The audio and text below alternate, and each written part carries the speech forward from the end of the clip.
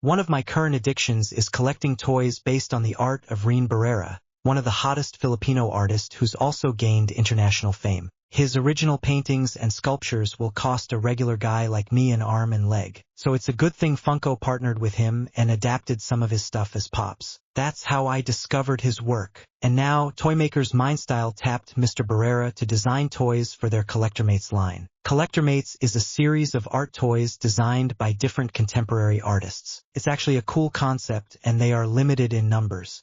There's a sticker in the box that tells how many of each toy is produced.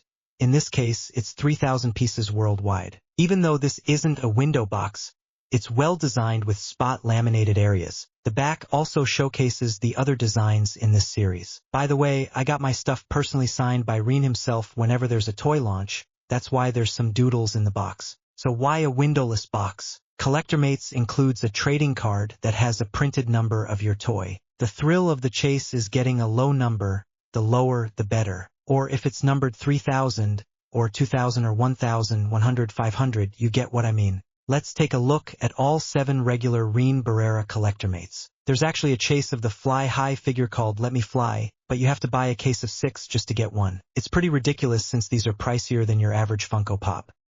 CollectorMate number 18 is called Time to Go. It's a kid wearing a backpack accompanied by a dog who's probably going on some sort of trip. All throughout this series, Rin calls the dog companion Duge. This Time to Go is numbered 2234. You can actually turn this figure's head left and right so you can do some pose variations. CollectorMate number 19 is called Prayer. We have a kid with a cape popping from a crate that imitates a Jack-in-the-Box. The front of the box has some sort of map and the phrase alone, alone. At the side of the box is a crank.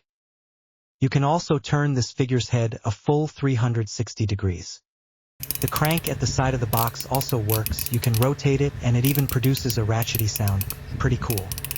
This prayer is numbered 303. CollectorMate number 20 is Best Friends.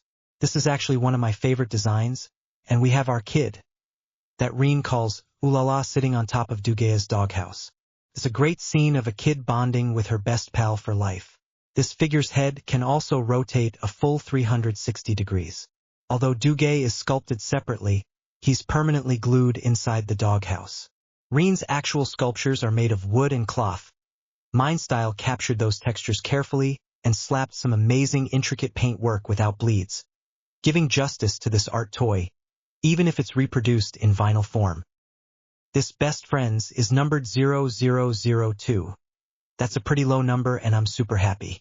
CollectorMates number 21 is called Lonesome. Here we have the kid Olala in a sitting position with her eyes looking sad. She's accompanied by Duge the dog. Although Duge appears numerous times in the series, this is the only time that we get him separately. I don't know if it's an isolated case with my figure, but I can't seem to turn the head, as if some of the paint in it hardened and stuck in the joints. Anyways, the highlight of this set is Duge. He actually looks like he's wearing a luchador mask.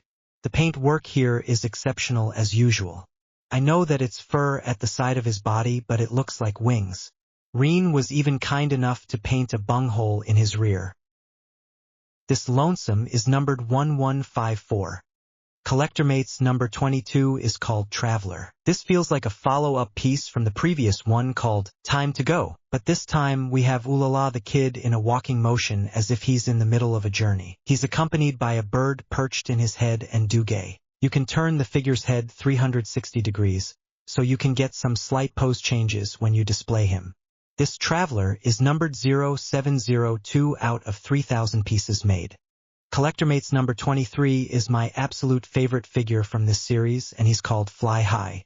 Among the designs, I feel that this one is the most unique because she's riding a wooden airplane. I also love that she's wearing an aviator goggle, and there are a ton of little details that you'll find. Among the designs, this is the most playable.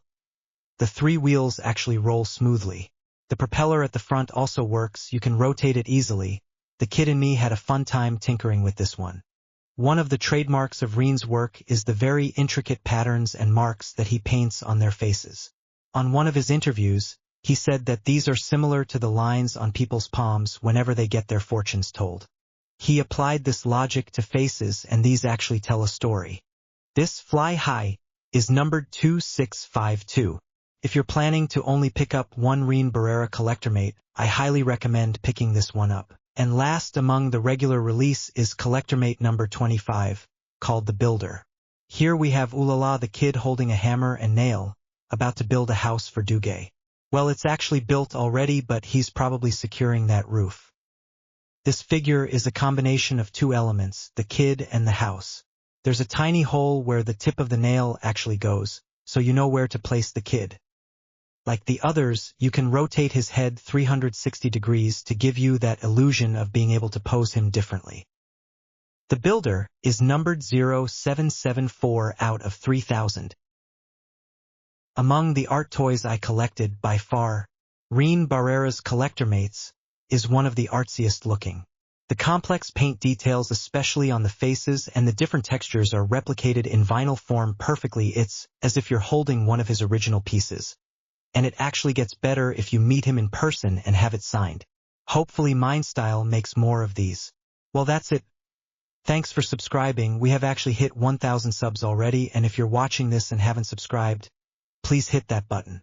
See you in the next review, guys.